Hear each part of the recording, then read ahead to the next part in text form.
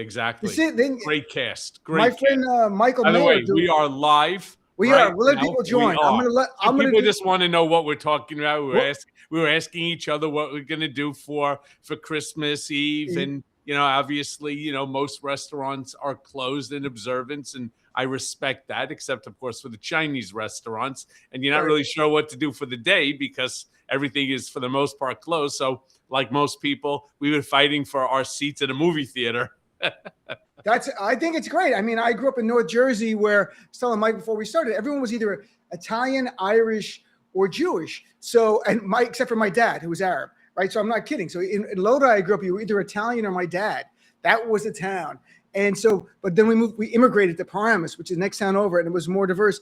So, a third of my friends were all Jewish, and on Christmas Eve, they'd all say, we're going to Chinese restaurants. I'm like, you really like Chinese restaurants? And then I will tell you though, last Christmas Eve, I actually cooked. I make a wicked-ass lasagna, maybe one of the best in the world, all right? It is known as world class. It most certainly is, all right? I go the full route. I do the ground beef, I do the veal, but then I also throw in a very small percentage of sweet Italian sausage.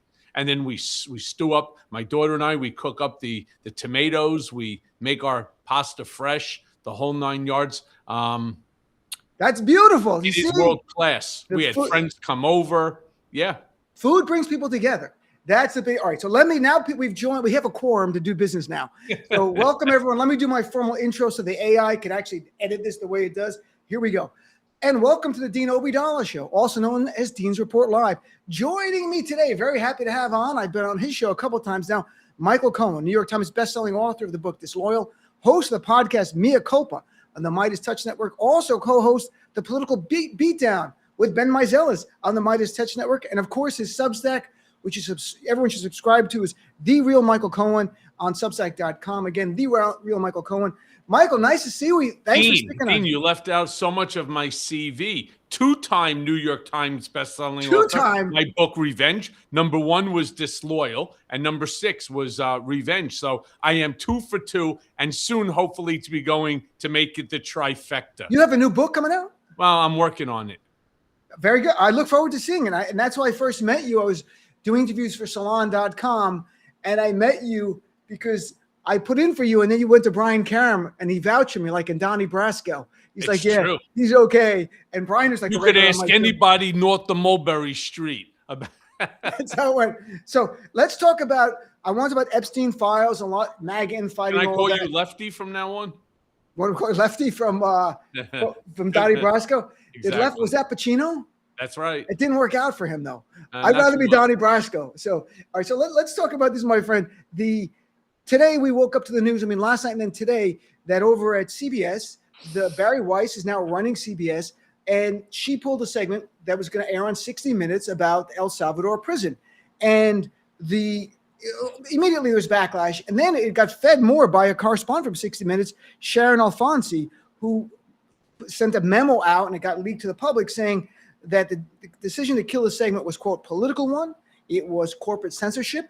And that she talked about how this new standard where if the administration won't go on record on the camera, we can't run the story, which is a great way to let any administration, especially the Trump one, kill our stories. This is outrageous. So we can talk about that, but on some level, Michael, it brings up the point, the need for independent media now more than ever, because the Ellisons are poised to buy Warner Brothers and take CNN. That's next. So that CBS and you've got CNN happening. Who knows? They might buy MS Now, because it really is available now that it's spun off as Versa. You never know. So how much more important is it now? Does this story make it for all of us who do this on a daily basis? Well, another thing you didn't include in my CV, I also have a YouTube channel, by the way, which is at the Michael Cohen Show. In fact, one of the ones that I cut this morning is exactly on this topic, and exactly on the topic of how important right now independent journalists, independent media like Midas Touch Network, who I'm affiliated with, independent journalists like yourself, is so important, because you can't get the truth. This is like state-sponsored media. I want to also remind those folks that are with us right now in the room that the crazy thing is that CBS had put out 60 Minutes had put out the trailer for this segment, and it was wildly interesting.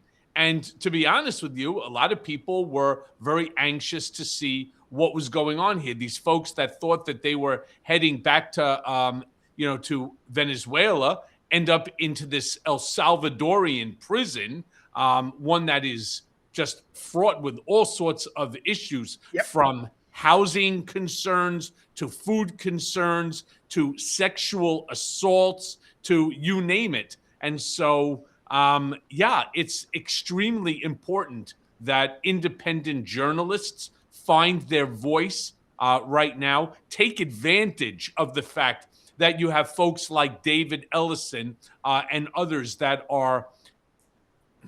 they're hoarding, is I guess the right way to put this. They're hoarding these outlets for political purpose and for financial gain. Yeah. I do want to sort of just remind everybody, because this is such a huge topic, that Paramount Skydance Corporation, which is a newly formed entity, that took place in 2025 after Paramount Global, which was formerly Viacom CBS, merged with Skydance Media, with David Ellison, the son of Larry Ellison of Oracle, taking the helm.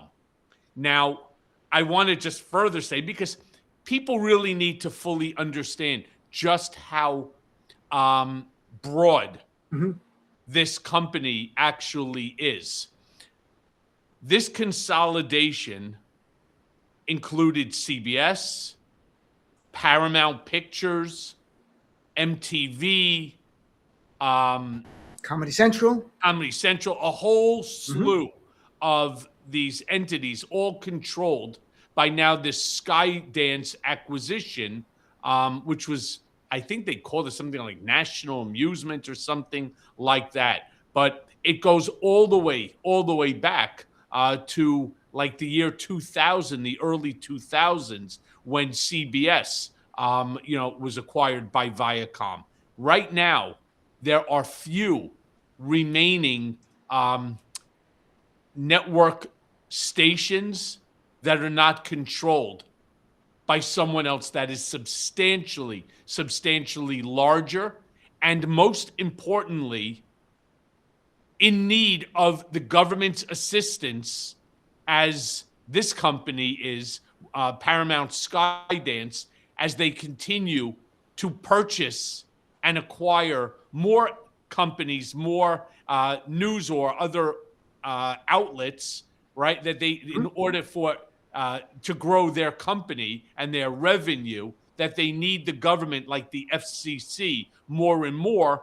And that's how people inside this Trump, we'll call it ecosystem, were so successful in shutting down 60 Minutes. And to remind people, this is the same CBS before the merge that paid $16 million to Donald Trump because he didn't like the way 60 Minutes edited the Kamala Harris interview. And we knew at the time that was a bribe to help that merger happen. The merger happens. CBS, the new owners promise to have an ombudsman in the news office to make sure everything's fair and balanced, that kind of bullshit. And then Barry Weiss comes in, who is not far right. She's center right.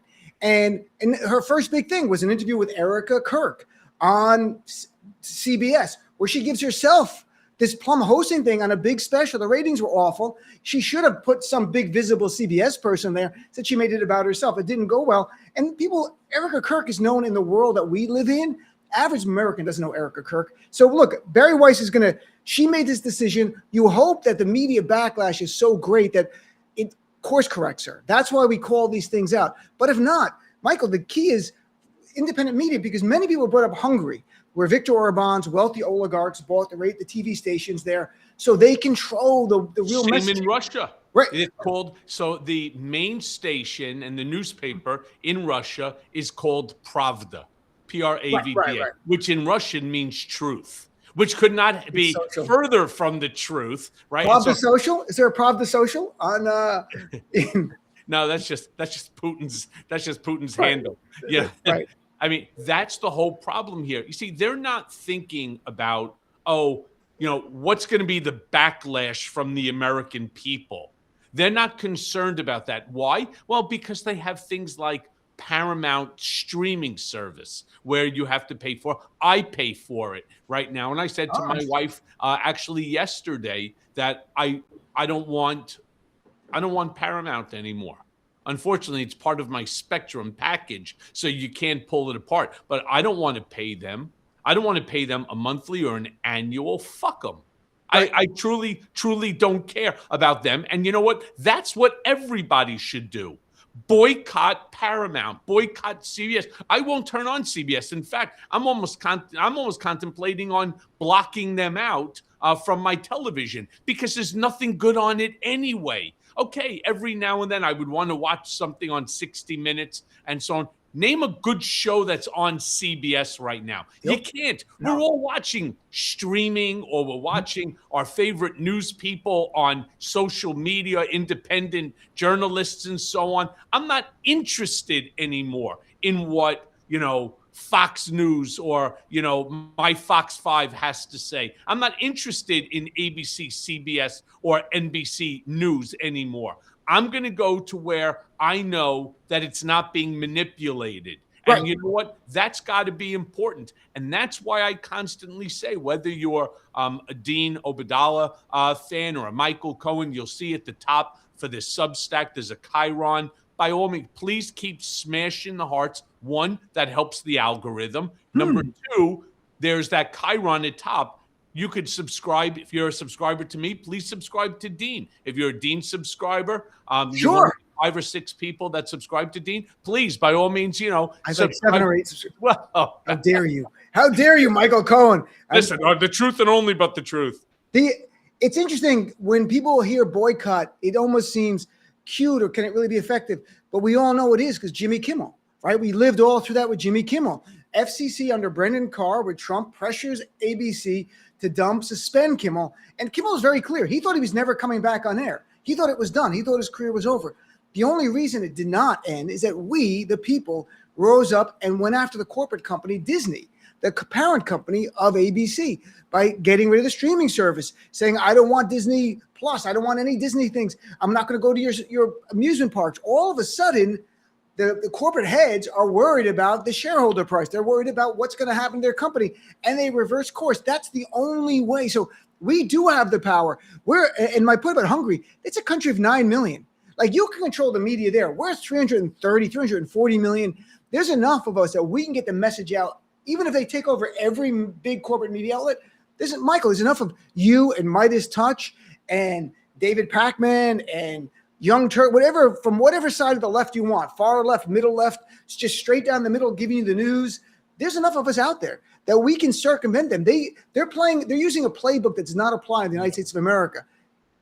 Well, let me just say this, that while I agree with you that Jimmy Kimmel did not think he was going to get renewed, that his show was going to be taken off the air, by no stretch of the imagination should that mean that Jimmy Kimmel was going to fade into obscurity. Right. Why? Because he could simply come on Midas Touch Network. He could simply do like what everybody else that got booted off of CNN or MSNBC. What did they do? They opened up their own Substack. They opened up their own YouTube channel. Do you know how popular Jimmy Kimmel's show would be? In fact, he could easily raise $100 million off of his show. He could easily do it himself, right? By Substack or YouTube, by just doing his own Substack, wherever. There are more than enough people in Hollywood that would financially back a studio for him, post it. You have to pay,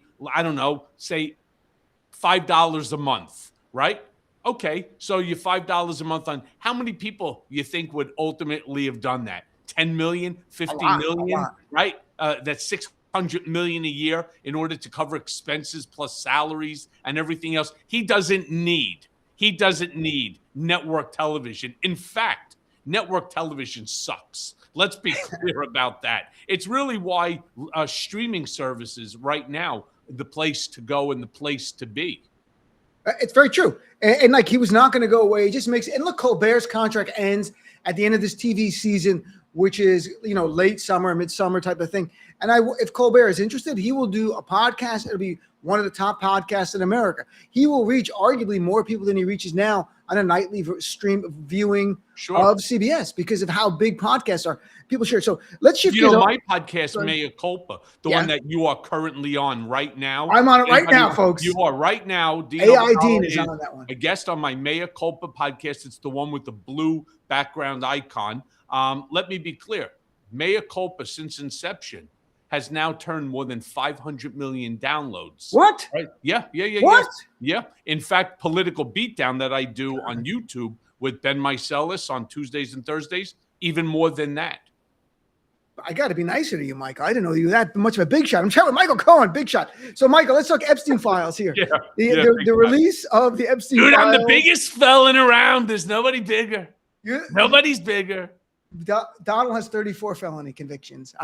He is the biggest felon. So look, the Epstein file, what's your reaction to what came out on Friday and how we're seeing the survivors are coming forward and not happy with it? What is your reaction? Any surprises? Anything stand out? Is there a surprise to anybody? Did anybody believe even for a split second that just because 30 days ago Trump signed the order that was put forth by Congress, first the House, then the Senate signed it. Did anybody think for a quick second that they were going to release the entire files unredacted, as they have been promoting for years and years and years? Of course, the answer is no, right?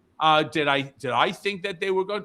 This is exactly, if I was in the inner circle still, I probably would have even released less. All right. What I would have done is carefully. You see, here's the thing about this group. Mm-hmm. They're incredibly disorganized.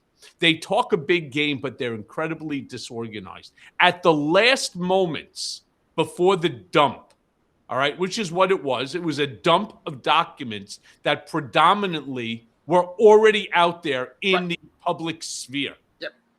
The photos, most of them, documents, the transcripts, they were all out there once, already put out there either by the Epstein estate or just, via subpoenas or FOIA requests. So here's the crazy thing.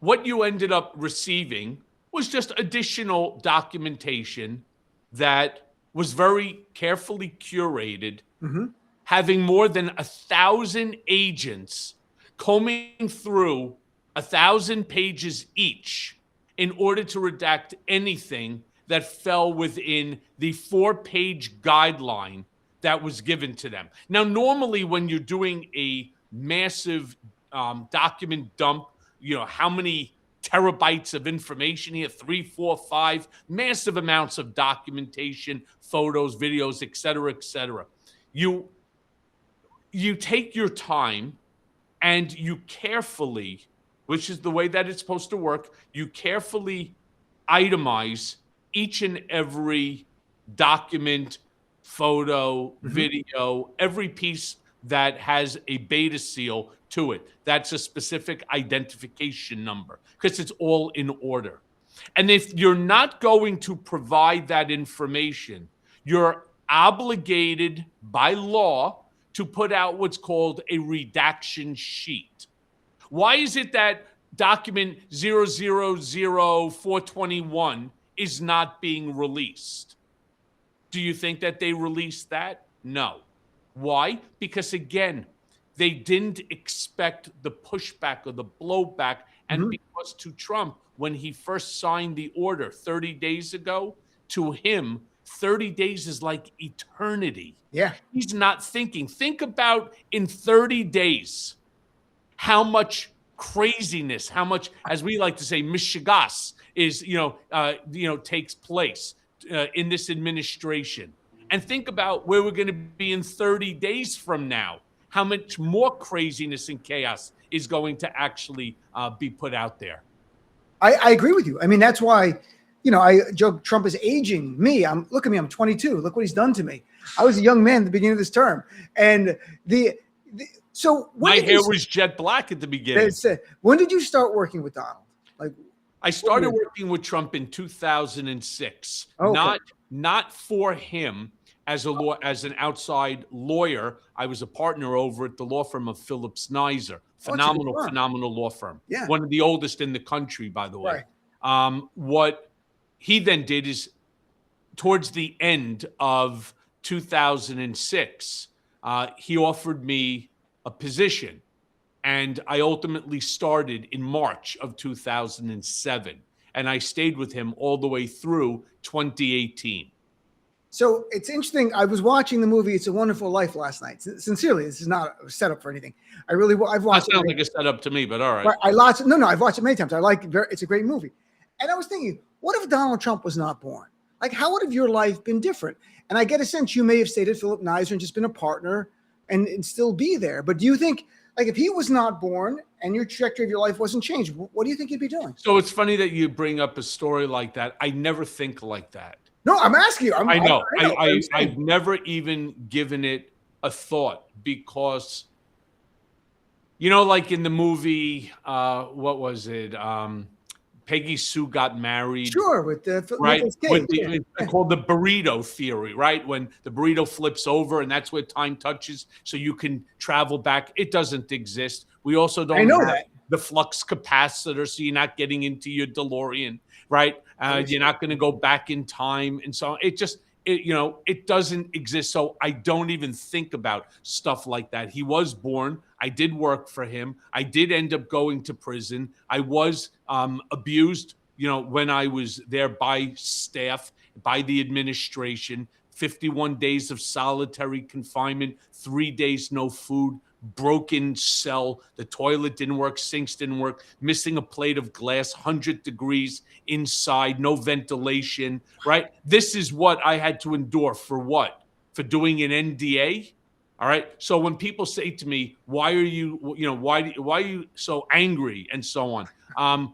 When you live in my shoes, then you would understand. But I never play that game. When people say to me, what if you just said no to Trump when he offered you the job? I didn't need the job. Right. You were a partner at Phillips Nizer. I didn't know that. I was only working but I was only working like 2 days a week there anyway. I retired at the time. I retired at 39. I got very lucky. What? All right, let me be very clear. You clearly did not read my book, Disloyal. I read one of the book. I read some of the book. You probably read Revenge. You didn't read Disloyal. Right. I got very lucky early on. I built a massive transportation company here in the city, and then I ended up selling it to my partner. I went into real estate. When all this shit went down, I had like 107 apartments in Manhattan. I had my own little company. I was building it. My son was going to be graduating from college. He was going to come. We were going to work together, which was a dream of mine. Since the day that I laid eyes on him, and so all of that got lost. It all got taken away. The banks wouldn't work with you. You had to sell everything. The only one who made money on that, my entire life, was Uncle Sam, because living in New York City, you pay city, state, and federal. So everything that you made, basically, 50% of it went to Uncle Sam. The other went to paying off mortgages and legal fees, lawyer for you, right? Yeah. Which were into the several, 7-figure numbers. And so, look, do I regret losing what I had spent 30 plus years? I do, but it doesn't stop me from everything that I do every single day. As they say, when you're good, you're good, and you can kind of keep going, just not easy when you're my age, to have to restart your life all over again. It's remarkable, your story. And when I mentioned Phillips Nizer is a good law firm, I'm not blowing smoke. I'm a lawyer too, and I went to Fordham Law here in New York. It's a law firm that people, when graduated from Fordham Law, would love to work at. Cleary Gottlieb, these big law firms. That was certainly Skadden's a big one. These are all, so that's a great firm. So, but I didn't know. You're right. I didn't read your first. I read Revenge. That's what I interviewed about. So I have to go back to read Disloyal. So I'll come back and ask you a lot of questions. Look, you've got a lot of anger, rightfully so. I'm not trying to say put it, get over it. Why is that? I posted I'm going to interview you today, and some people said they use the term Michael's getting squishy about the Epstein files or about Trump's dementia. What is going on? Tell me why they say this. Listen, everybody is entitled to their opinion. Just because you have an opinion doesn't make it factually based. But like my grandfather and my grandma used to always say, opinions are like assholes. Everyone's got one. All right. It's just factually accurate. You're entitled to your opinion. But what is your opinion predicated on? Oh my God, Michael's not there, sitting there like so many of the other, we'll call them Epstein whisperers, right? These self-proclaimed Epstein gurus, they know it all, both male and female. The only one who actually has true, legitimate firsthand information, all right, are obviously the victims, right? Michael Wolff, right? And the perpetrators, the victimizers, all right? The rest of us are reading tea leaves, and that's it. I think Oxford has it as the word of the year. It's called rage bait. And that's what we're doing. So if I turn around and I said, Dino Badala is this and that and this, and then everybody's like, yeah, fuck him, right? And so on. I hate him. Or like the way that they do it with Trump. Oh, yeah, of course. Look at that photo. And so you say that, okay, I'm looking at it. What is in that photo? Well, that's Donald Trump standing with Jeffrey Epstein, and there's two girls that are there. Yeah? Tell me what the crime is. Because as a lawyer, right, I just want to know what's the crime so that we can prosecute it, so that we can actually get the justice that these victims so deserve. Instead, they're just trash talking for the sake of what? Rage baiting people. Yeah, I fucking hate the guy. That's okay. You could hate him. You could like him. Makes no difference to me. I believe, as you do, as a lawyer, I believe in facts. Right. Not innuendo, not hypotheticals, not rage baiting, right? Which is what they're doing in order to get their clicks, to get you to subscribe to them because you have an animus to an individual. It doesn't have to be Trump. It could be anybody. Like, I think Steve Miller, for example, is a piece of shit. I think Steve Bannon is a piece of shit. Yeah, let's start. I'm not 100%, but I'm not going to sit there and turn around and say, well, as we all know, Steve Bannon had a relationship with Jeffrey Epstein. All right? Now, more than that, what else do we know? You know what? Right, no. And I agree. We talk about this on your show, right? That people get upset. For me, there are a lot of questions, and there are credible evidence, like sworn testimony in the trial, Ghislaine Maxwell's trial, that raised questions. No, there was not the missing piece of evidence that I'm desperate to find where Donald Trump was involved in raping a child. We don't have that. I'm hoping, if that's true, if we find it, then he should be prosecuted. By the way, we don't have that. By the way, so this is where people get angry at me. I'm not saying I hope we find it. I'm not saying I hope we don't find it. What I'm saying is when they release, not if, when they ultimately release the entire file, and that may or may not be in there. If it is, oh, you could bet your bottom dollar I'm going, to the moon with that one. And if there isn't, well, then there isn't. And then you know what? All these folks that have been, again, Epstein whisperers will turn around like the same whispering assholes that attacked me, claiming I was in the Czech Republic. I went to Prague. I paddle boated my way from New York's Hudson River, to Czechoslovakia with $10 million in cash to pay off Russian compromise in order to do X, Y, and Z for Paul Manafort and to so on and so. That was the whole thing. It's bullshit. All right, it's bullshit. What I know. What I know firsthand, I'm willing to talk about. In fact, I don't think there's anybody else other than me that has given more testimony in every single area. I have yet to take the fifth on a single. I have yet to say, if I don't know, I just say, I'm sorry, I wasn't involved. Like, for example, with the Katie Johnson case, I was not involved. Why people just want to keep fighting that, I don't know, and I don't care. Alan Garten, general counsel of the Trump Organization, handled that matter. I did not. every single matter did not come to my desk. And when they start saying to me, what did you know was taking place in the case of ABC? I don't remember the person's name. I said, that took place in 1989. All right. I was Well, that's what I was asking when you started it, because I wasn't sure the exact dates. So 2006. Yeah. So he already broke from Epstein, because you mentioned on Friday when I was on your podcast that you didn't hear Donald Trump talk about Epstein. You know, there's a lot of people who bring up now in the chat here and calling my show and in emails, well, there was a civil lawsuit against Donald Trump by someone who said they were 13 years old and Trump raped them. Now, that lawsuit, it has some credibility. Then it was withdrawn, so it was never proven or disproven. Whoa. Hold on. Did you just say it had some credibility? No, when you file a lawsuit, you can say, okay, a lawyer gets involved. They're not going to get disbarred over filing a complaint over a bullshit. By the way, the reason this case was dismissed. Was it dismissed or withdrawn?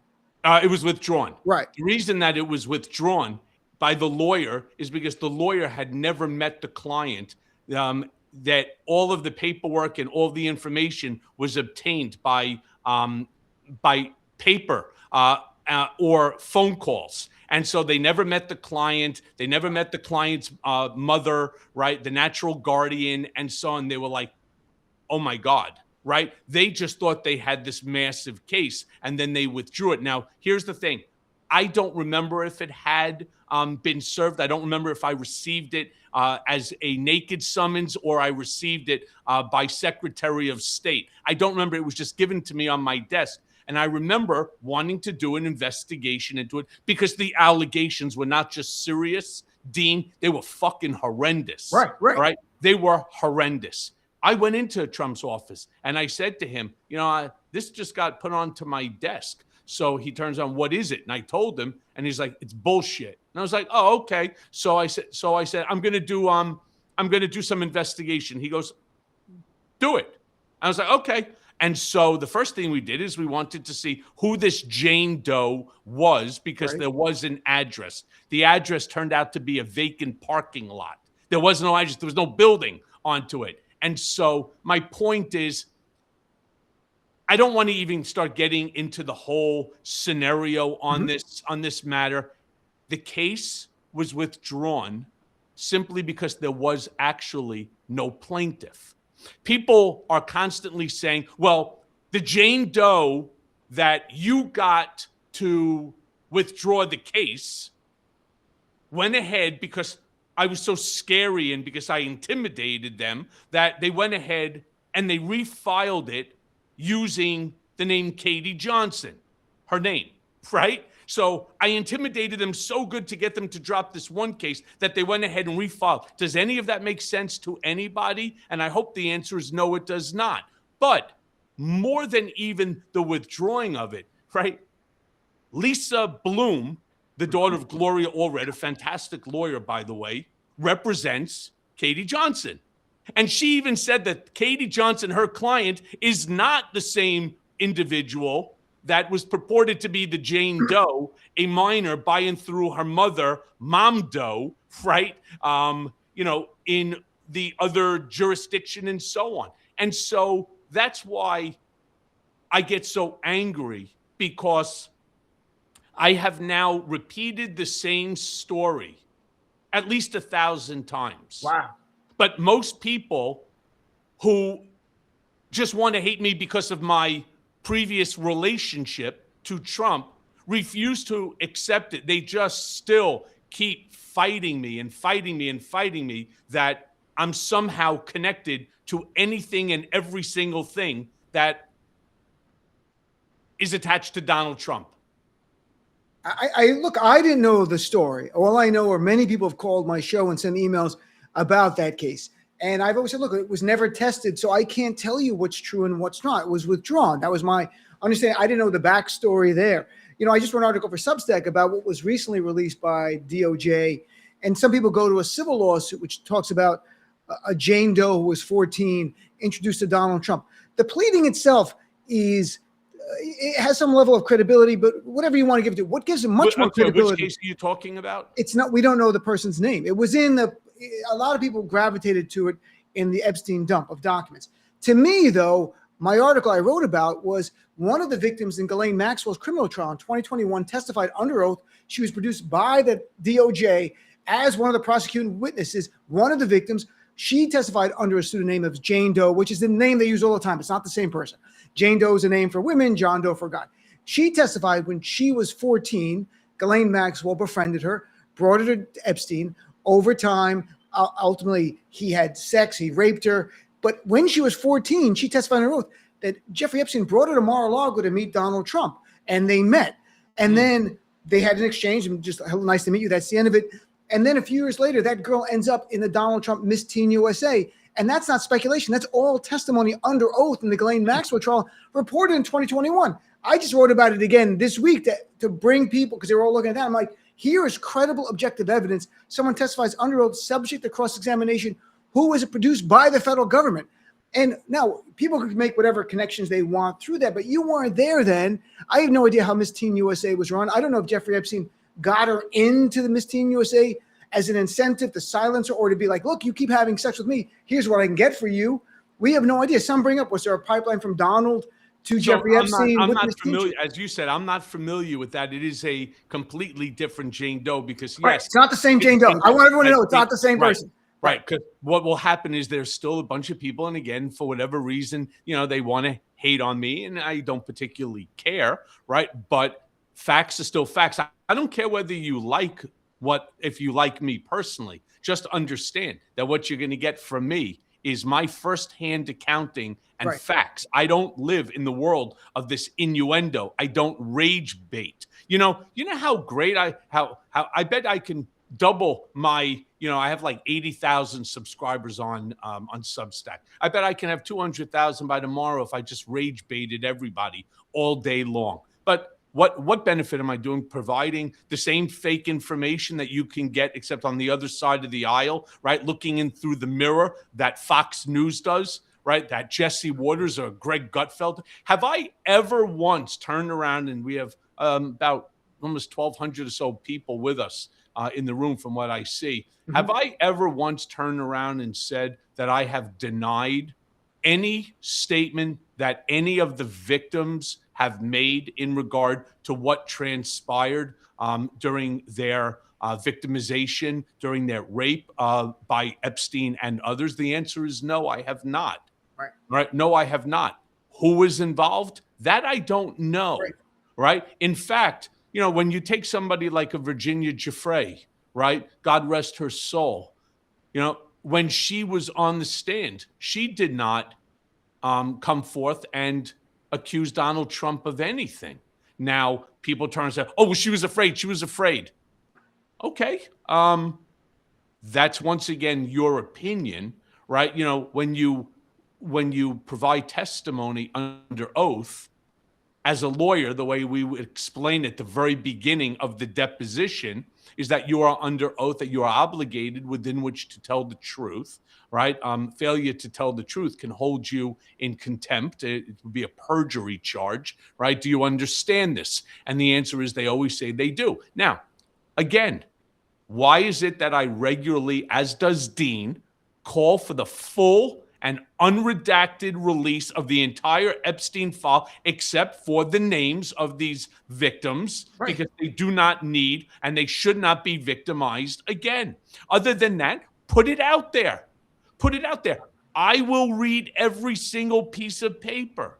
I will, as I'm sure Dean will, as I'm sure Midas Touch Network will, and so will many others. We will read every single piece of paper, and every single individual that is responsible for the rape, the assault, the trafficking of children needs to be held accountable. So why is it that this is even an argument on our side of the center of the spectrum, right? Why is this even a fight? Why is this that this is, well, Michael Cohen is protected? Really? Do you think that I'm protecting a guy who I testified 7 times, 63 hours I spent in front of Congress, 63 fucking hours, went to prison for. I ended up with a 6-year sentence, 6 years, 51 days in solitary, because that's what Bill Barr mandated, right? Whether Trump told him to or he was doing it in order to get brownie points, I don't know. I still have never been able to ascertain the answer to that. But my point is, I have never once turned around and said, oh, yeah, let's not put out the file. No, fuck that. Put out the entire file, complete, redact the names, and let's move on. And let's hold those accountable who need to be held accountable. This is not an argument that we should be having on this. Look, and we all agree everything should be released.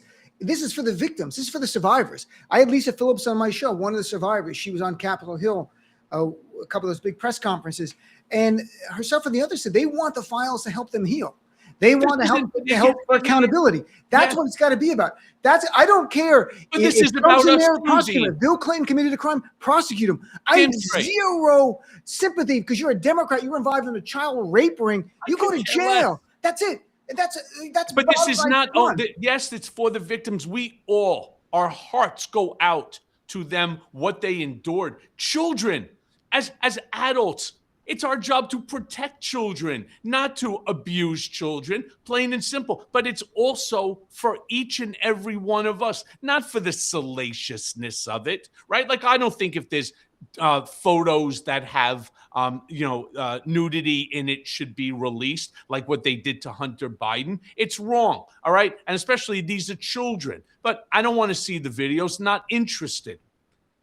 What bothers me and what's important for us as the American people is in order to shut down a system that allows for individuals, because of their wealth, their power, or their status, to escape accountability. And there's only supposed to be one set of laws for all Americans, not two sets, not three sets, one. And that's why Lady Justice wears a blindfold, because it's not supposed to matter the color of your skin, your religion, your sex, your sexual orientation. It shouldn't matter whether you're from New York or from Idaho. It doesn't matter. The law is supposed to be equally applied to everyone, plain and simple. I could not agree with you more, especially with the heinousness of this crime. It's probably the biggest child and women's sex trafficking ring in our lifetimes, because even DOJ, Pam Bondi's memo in July said there were more than 1,000 victims. And as Lisa Phillips told me, it wasn't just for Jeffrey Epstein to have sex. It was an international blackmail ring. And that's what she said, because Epstein had video secret surveillance in his houses that even DOJ took in 2019 and introduced in 2021 trial. And my new Substack article. See, can I say something like Andrea here? She writes, Michael threatened Stormy Daniels. Did he not? Andrea, the answer to that is no. In fact, if you go back to my Mea Culpa podcast, the very first episode with Stormy Daniels, that was the first time. And by the way, I was already out of prison then. It was Mea Culpa, which I started in order to keep my voice out there because I was on home confinement. It was the first time I had ever spoken to her. First time I've ever texted her, emailed her, had any communication with her at all. In fact, I had never met her until New Year's of last year when I was asked to do something for the BBC, and she was there. It was on set. It was me, George Santos, and Stormy Daniels. It was the first time I ever met her. It's like a reality show. Okay. It sure was. But the answer to that is no. And you never threatened her. I didn't even know there was an allegation that you had threatened her. I didn't know. Well, that's Andrea, who's like, this is the problem is there's so many people with so much misinformation and disinformation and malinformation out there. What I've started to do, very much like what I had to learn to do over the bullshit Steele dossier, the lies, I learned something very interesting, and I'll impart this sort of wisdom to those that are with us right now. Go ahead. Not that I have a lot of wisdom, but I'm going to impart this one. Some, though. All right. You could never disprove a negative, ever. I'll never forget when I turned around and I said, I've never been to the Czech Republic. Oh, yeah? Prove it. All right. Here's my passport. I then had this one crazy woman by the name of Louise Mensch turning around and saying, well, yeah, I don't know if you know her. I don't know. I know her name. I don't know. Yeah. Well, she's a crazy person who turns around and starts writing that I must have an Israeli passport because I'm a Jew, right? In fact, as I tried to explain there too, and I'm embarrassed to say this, I've never been to Israel. I don't have an Israeli passport. I have only one. In fact, I now hold dual citizenship. As of 4 months ago, I am also a Canadian citizen. Really? Yes, I have dual citizenship. My point is, then they said to me, well, maybe you traveled without a passport. Okay. How did you Sure. And I said, and maybe Scotty beamed me up from the Starship Enterprise. They're like, well, show us your phone records. So I said, okay, I'll even do that. I remember I allowed, who was it? I allowed Anthony Cormier, who at the time I think was with which periodical? The big show on Sirius XM before a while ago. It was but the one guy got fired. Yeah, I know. Yeah, him and Jason Leopold, right? Now they're over at Bloomberg, but before they were at like whatever. Suffice it to say, they came and they took photos of my passport. The only thing I wouldn't let them take pictures of is the one page that has my face on it with all the identifiable information, because I don't want people making fake passports, right, with my information on it. Everything else they photographed. Okay. Then they say, well, what about your phone records? Okay, take a look. Take a look. Well, maybe you used somebody else's phone. Maybe you used your kid's phone. I'm not giving you my kid's phone records. Then they said to me, well, maybe you had a burner phone, right? And I said, sure. Or maybe what I did is I had a phone implanted into my skull, right? And so on. You know, you can never disprove. And it keeps going on and on and on. Well, maybe you went with cash, so you didn't even have to pay a credit card, you know? And I'm like, they sent the FBI, for example, to Prague, to the Czech Republic. They contacted former ambassador at the time, Norm Eisen, who was the ambassador. Yeah. They contacted him to say, you know, is Michael Cohen, or has Michael Cohen ever been in the Czech Republic? Because he was the ambassador to the Czech Republic from the United States. And he said, no. So it didn't really matter. Well, you know, where was he? I was at USC with my son, who was having a tryout for the USC Trojans baseball team. He's a big lefty pitcher. Wow. Right? Yeah. And so they were like, well, can you prove it? So I said, yeah, go ask the baseball coach. All the coaches were there. They were clocking his speed. He was pitching in a competition there. Well, maybe we got the wrong date. Where were you the next day? I was on set with Harvey Levin at TMZ. And they were like, can you prove it? So I'm like, well, here's a picture of my wife and my son, you know, in the control room. But they were like, well, why aren't you in it? Because I was taking the picture, you fucking dumb shit, right? I was taking the fucking picture because I don't have to be in every single picture. I cared more about taking a picture of my wife with my son having fun, right? I mean, you know, so my point is you can never disprove a negative, and that's why it becomes infuriating when you I understand people, these fake Epstein whisperers. There is only, like I said, 3 groups of people who know what's in that file. Well, I should say 4. All right, the victimizers, the victims, right? Those in the administration, like the Pam Bondis, the Todd Blanchard, who have read it, and then Michael Wolff. Those are the rest of us that you keep hearing, well, you know, here's what I think. And if you take this picture and you add it to that picture and you do it with this picture, you know what you got? You know what you got? 3 pictures. Yeah, but still, we all know human nature. We like to connect the dots, and sometimes people are right, sometimes they're not. But we're still going to get more evidence on Trump and Epstein. We're going to see how this plays out. But I didn't want to run out of time before touching on an article you wrote that I thought was so important for your Substack. 30 people have died in ICE custody in 2025 alone, which has not gotten the coverage it deserves. Nope. In the last couple of minutes before we run out of time, tell us a little bit about that, because I think this is such a tangible story that needs more coverage. It's life and death in the possession of the U.S. government. Yeah, so this is a real situation, and nobody's really talking about it at all. First of all, the second that you are taken into custody, you become a ward of the United States government, all right? And they have an obligation not to put you in harm's way, not to put your life in jeopardy. Well, 35 people have died in ICE, 4 in just the last week alone. 4. The living conditions are deplorable. The amount of the food is rationed to the point that people aren't eating, and I know what that feels like. They did that to me for 3 days. On top of that, you have people who are being sexually abused. There are people who require medication that aren't receiving their medication. And so one, for example, just last week alone, died. I mean, this is not a joke. You know, what they're doing is they're just basically, as I called it in my Substack article, it's human warehousing for profit. It's remarkable. I'm glad that you wrote about it.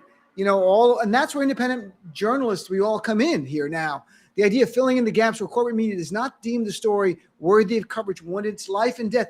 It's death in the possession of the Trump regime, and that we should know about it and why it's happening. These are somebody's father or mother or brother or sister or child. It's a human being. Yeah, it's a human being. If that person was alone in this world, by themselves, they're still a human being. They deserve. I mean, what is their crime? What's their crime?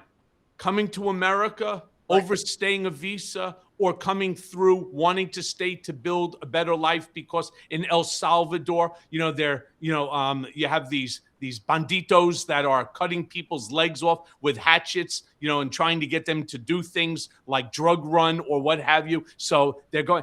Is that really a death penalty? It's unreal. And I love that you wrote the article and you shared in the beginning your own correct detainment, your own imprisonment, and what went on to you, so people understand this is coming from a place of personal knowledge. And they take it to the next degree. They've killed people. So before we run out of time, Michael, where do you want them to follow your work? You're nonstop work. This guy works nonstop. It's insane when I talk to him. Well, Substack is always a great place, as well as my YouTube channel. So my Substack is at The Real Michael Cohen. All the rest are fake. Then you have on my YouTube, which is The Michael Cohen Show. Definitely check out my Mea Culpa podcast. That's anywhere that you get podcasts, anywhere and everywhere, because right now I have a very interesting guest that's on. His name is Dino Badala. You may actually know who he is. It's a great conversation.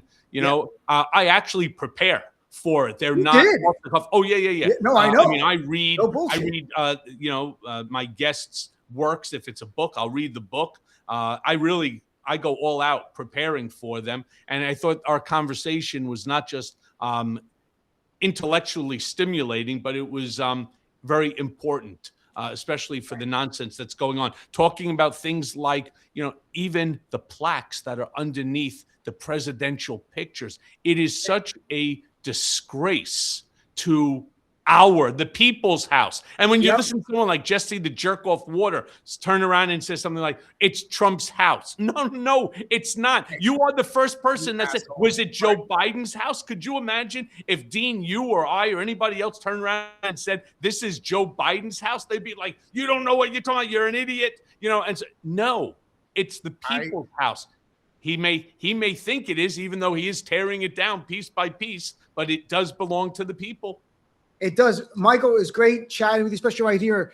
Happy holidays to you and your family. Enjoy your cook, your Chinese food, or whatever you do on Christmas Eve, or your movies. My lasagna. And Happy New Year and happy holidays to everyone watching, and those who celebrate Christmas, or Happy Hanukkah. Happy New Year to everyone. I look forward to chatting with you in the New Year, brother. It was great chat. Yeah. Thank you for being so open and honest, too. I think it's so important people hear the answers about your positions and what you've been through personally. It's painful yet really compelling. So thank you, my friend. And thank you. I'm wishing everybody a very happy, a healthy, and most importantly, a very safe New Year. Thanks, brother. Take care.